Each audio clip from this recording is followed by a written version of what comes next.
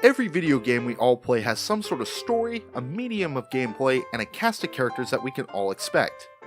You have your protagonists, your antagonists, and usually an assortment of supporting characters on either side. Yet every now and then we come across a character that is so odd that all we can do is say, "What?" And so today I'll be going over 7 characters in video games that do just that. What? Exactly. The only video game franchise I'll be actively leaving out of this list is Mario. No hate on the Pudgy Plumber, but the Mario series is such an acid trip that it's a Vicodin and a shot of vodka away from becoming a Dr. Seuss book. With that said, here are 7 characters in video games that'll make you go, "What?" At number 7 on this list, we have one of the most innocuous and innocent characters in all of video games, Kirby. You may be wondering to yourself, what the hell, dude? Kirby is the cutest, most adorable, and the most awesomest plushie-like puffball ever. How can he be on this list? And with that, I retort with, well, my morally desensitized and downright ignorant friend, allow me to show you. Anyone that knows who Kirby is knows of his abilities and how he plays. Now spare a thought to those that have never heard of Kirby before. I'm not just talking about gamers, I'm also talking about grandparents that buy their grandkids these games not knowing the insatiable hunger that this little Star Warrior has. Imagine the look of horror on the faces of these innocent people when they see Kirby walk up to another equally colorful enemy, and instead of playing, say, a game of tag, Kirby ends up swallowing the unsuspecting enemy whole while stealing their abilities. And after stealing those abilities, Kirby goes on what can best be described as a murderous rampage. If you're not familiar with Kirby and someone had to explain this to you, your first reaction would very likely be, "What?" Cute on the outside and a sociopath on the inside, Kirby is definitely a character that will make you do a double take. I want to point out that you would typically put a straitjacket on a character that you don't want to roam free, let alone serve as a boss to an army of animals. That and the many other failures should put Dr. Cortex in the nut house. The character we're looking at for number 6 is none other than Ripperoo from Crash Bandicoot 1 and 2. Crash Bandicoot as a game and the character was pretty wacky to begin with, but Ripperoo dials the crazy up to an 11 by utilizing TNT in his boss arenas. I'm no expert by any means, but the last time I checked, if there's explosives just lying around, odds are it'll just come back to bite you in the ass. But that's not necessarily the what inducing part of this character. Did you know that Ripperoo is a freaking genius? Yeah, between the first game and the second game, Ripperoo underwent intense therapy and 8 years of higher education, and now goes by the name of Dr. Roo with a degree in psychology, complete with a top hat, cane, and a freaking bow tie. What? And despite Dr. Roo writing an entire book, he's still dumb enough to try to use explosives on Crash, which turns him back into Ripperoo. He then follows up with Nitro Crates, which leaves him stunned and vulnerable. Even though Ripperoo is a baffling character and completely out of his mind, I'll still give him credit that as a psychologist, he's still more effective than any psychologist I've ever met. The next character on my list that'll make you go, "What?" is a character that you might not ever encounter. No, really, there's a chance that you'll never encounter this guy unless you make a very specific mistake in the game he's in. And if you've ever booted up a game of Animal Crossing after you forgot to save your progress, then you know exactly who Resetti is. Like every other non-human character in Animal Crossing, Resetti is an anthropomorphic mole that typically only appears to chastise the player for not saving their in-game progress, regardless of the circumstances. He'll pop up as soon as the game starts after a reset, delivering a lecture and breaking the fourth wall. Continue to reset the game and Resetti will become harsher and harsher with his dialogue, even going as far as pretending to erase all the progress that's been made in the game. If the what factor of Resetti wasn't enough for you, he actually belongs to a reset surveillance center, which monitors all resets not just in your game, but in others as well. Resetti's stalker abilities are as on fleek as his eyebrows at this point. My first encounter with Resetti was a double whammy because I was a kid being called away on a trip and I shut down my GameCube while I was visiting the town on the second memory card.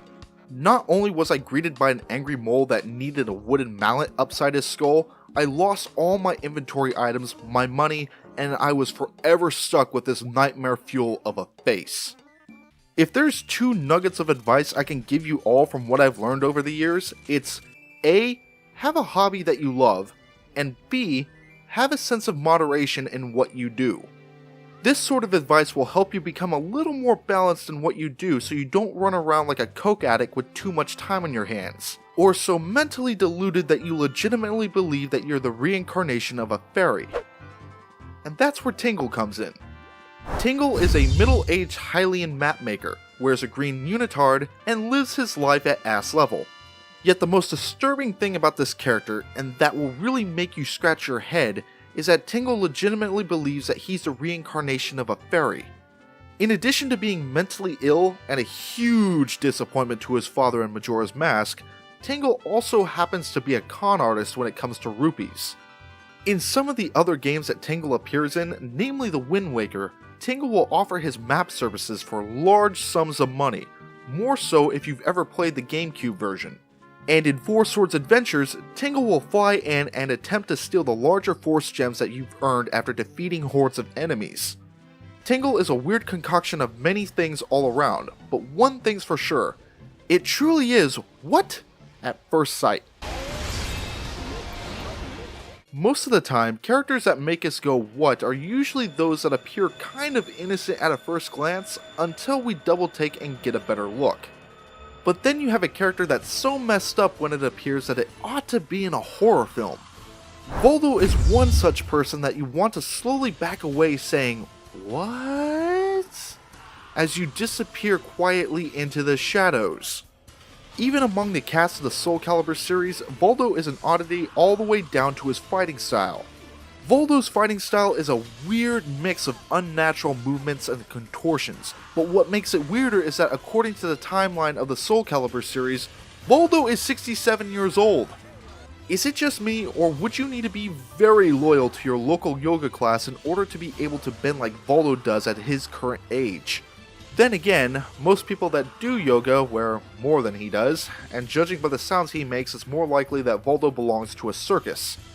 A circus that murders people.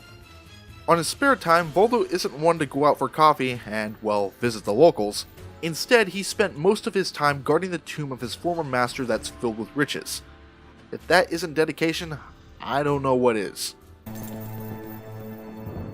The main central hub of Conker's Bad Fur Day is a pleasant mix of colorful locations that Conker can explore and interact with. And many of the locations involve Conker wearing a hat of some sort to represent the location that he's in. Every location is fun and great to explore. That is, all but one. As soon as you reach the location called Poo Mountain, Conker puts on a gas mask. Because it's a mountain of literal shit. Needless to say, it gets worse as soon as you get inside Shit Mountain. After ignoring the warnings of the dung beetle and throwing the sentient sweet corn into the pool of poo, a giant mound of shit that is the Great Mighty Poo makes its grand entrance. Oh, okay. If a giant mound of talking shit wasn't a big enough what for you, the Great Mighty Poo also sings. And he's quite good at it too. The Great Mighty Poo sings throughout the fight as he throws globs of shit at Conker, and the squirrel's only way of counterattacking is by throwing giant rolls of toilet paper when the Great Mighty Poo opens his mouth for a chorus. Eventually the glass that's protecting the flusher breaks, and when Conker pulls on it, the giant mound of opera-singing feces gets flushed down the center of the pool, spoofing the Wicked Witch of the West as he disappears. Despite how disgusting and lowbrow toilet humor is, the randomness factor of the Great Mighty Poo makes him charming as a character. Disgusting, but charming. This character disappears as quickly as he comes, never to be seen again. And for first-time players of Conker's Bad Fur Day, I wouldn't be surprised if the phrase, "What just happened?" is said a few times after the boss fight is done. If there's one recommendation I have if you want the full experience of the Great Mighty Poo, be sure to play the original version of Conker's Bad Fur Day on the N64 and not the Xbox remake, as the amount of censorship in the remake has killed the experience for many Conker fans. Quality is everything, you know. he says without a hint of irony. In the Borderlands series, there's a variety of enemies that need to be taken out in one form or another. One such group of enemies are the bandits, groups mainly consisting of mentally deranged nutcases that come in multiple types. Arguably the most iconic of the bandit types is the Psycho, as they appear on the covers of both Borderlands 1 and 2. These crazy bastards typically charge into battle with melee weapons, and screaming nonsensical and usually hilarious dialogue. You know, the sort of stuff that would make Deadpool proud, frankly. So in this cast of what-inducing characters, how does a Psycho stand out from all the other Psychos? Easy. Tell people to shoot you in the face. Face McShooty is a non-hostile Psycho that wants one thing: to be shot in the face. That's all he wants. No strings attached, no moral repercussions. Just one bullet in the face. He wants you to shoot him in the face so badly that he offers a mission called "Shoot this guy in the face." So what do you have to do? Shoot me in the face! In the face! Not so complex! After giving you the mission, Face McShooty will only take damage when shot in the face, and shooting anywhere else or taking too long to shoot him will cause the Psycho to yell at you some more. After you finally give in and shoot him in the face, you get an achievement called, well, that was easy, along with some cash and experience. What a nice guy. Much like the Great Mighty Poo, Face McShooty just comes out of nowhere and goes out just as quickly. And the fact that he's just so goddamn hilarious during his time on screen doesn't just make him a character to go what over, but it's also a what worth remembering. Thank you! So that was my pick for 7 characters in video games that'll make you go, what?